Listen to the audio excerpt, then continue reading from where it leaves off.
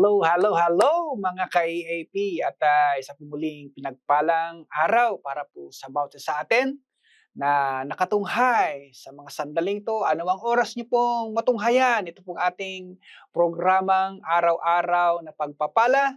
Nawa tayo po ay patuloy na datnan ng pagpapala at kapayapaan ng Panginoon. So tayo po ay sumandaling manalangin. Salamat po ng marami, Ama, sa araw muli na ito na biyaya niyo po sa amin upang kayo po ay una parangalan sa aming mga buhay.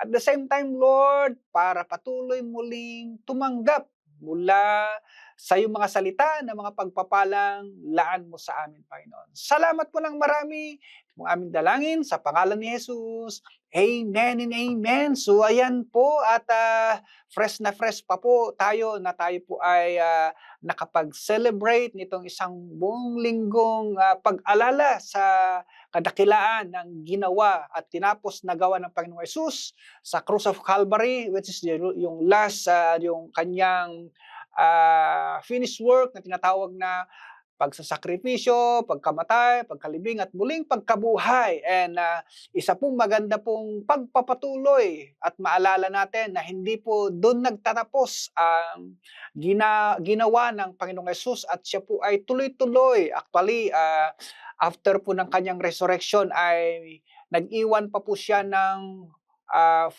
days para katagpuin, kasamahin pa ang kanyang mga disipulo at sa lahat ng mga taong nais niyang maturuan at palakasin ang loob dahil ng mga sandaling yon ay hindi po lingid sa ating kaalaman na ang mga disciples niya ay sobrang nagulumihanan dahil po sa pangyayari na hindi din po nila inaasahan. Kaya isa po din po na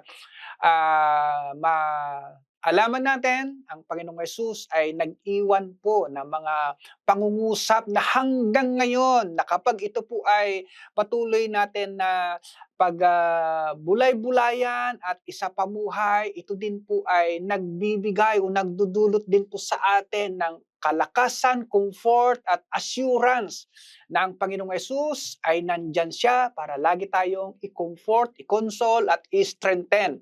Ano po yung sinasabi kong pangungusap ng Panginoong Yesus nung siya po ay tinatahak po yung 40 days niya bago po siya nag-ascend sa langit. So, ito po, nais ko lamang pong i-share sa inyo yung pong mga kataga o pangungusap na iniwan ng Panginoong Yesus, yung pong salitang, "Peace be with you."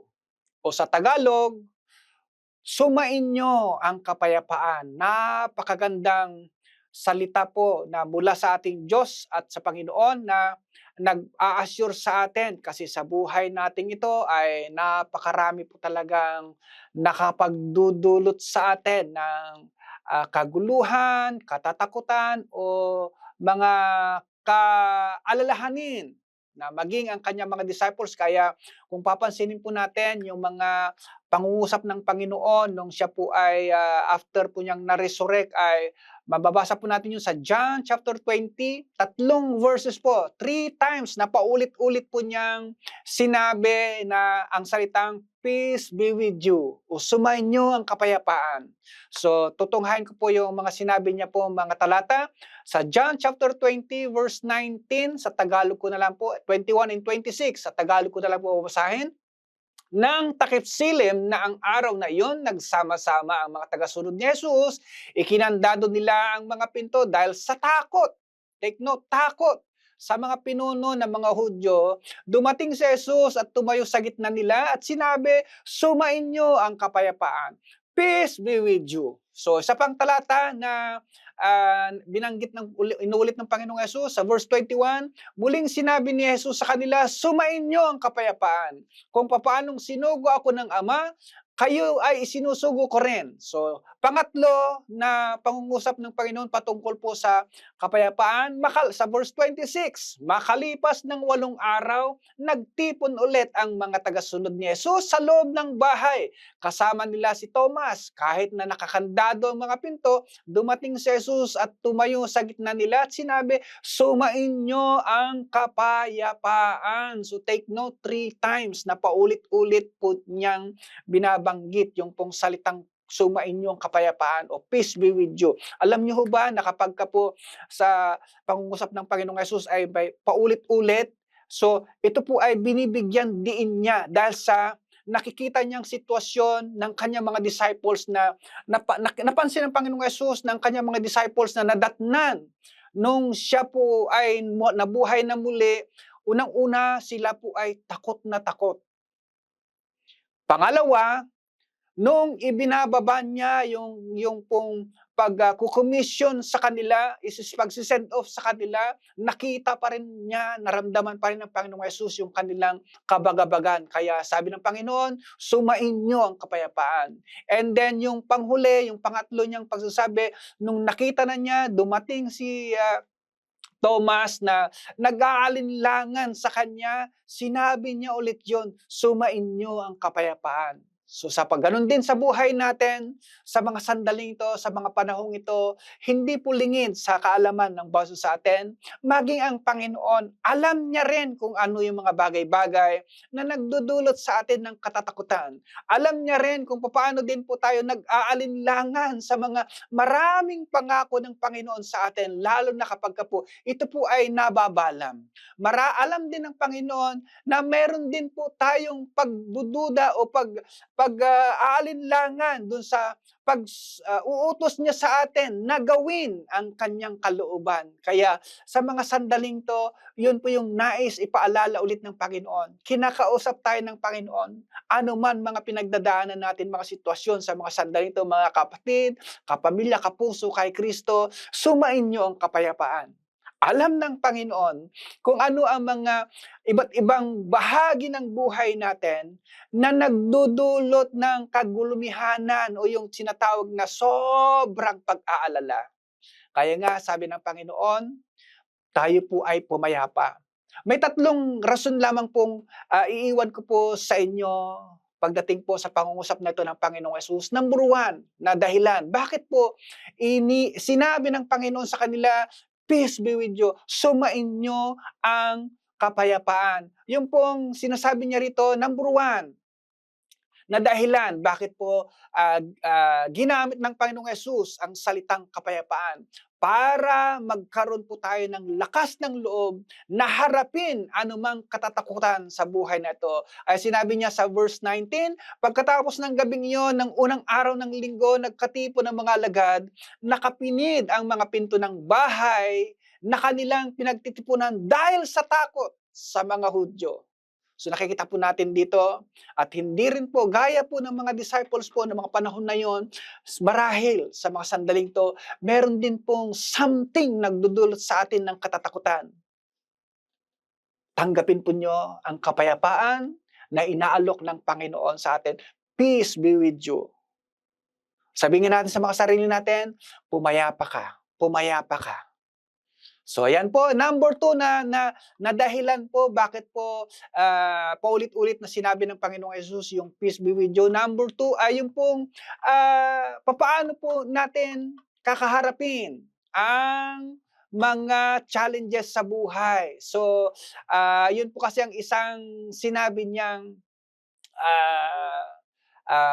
dahilan bakit po nasabi niyang peace be with you yung pangalawa, kasi binibigyan sila ngayon ni Lord ng challenge. Ano yung challenge? Yung pong pag-send off sa kanila. So sa buhay nito, napakarami din pong sinasabi sa atin ng Panginoon na kailangan natin aktuhan.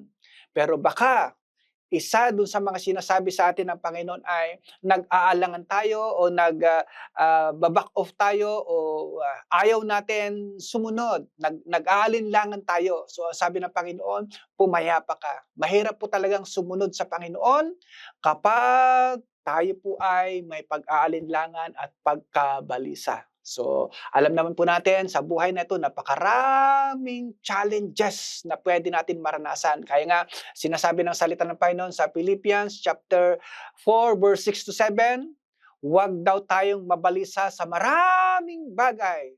Sa halip, sa pamagitan daw po ng pananalangin may pasasalamat, tayo po ay lumapit sa Panginoon para tanggapin ang kapayapaang pangako niya. At ang panghuli na reason bakit po tayo po ay kinakausap ng Panginoon na pumayapa, ay yung pong patuloy natin pagkakaroon ng tunay na kapanatagan sa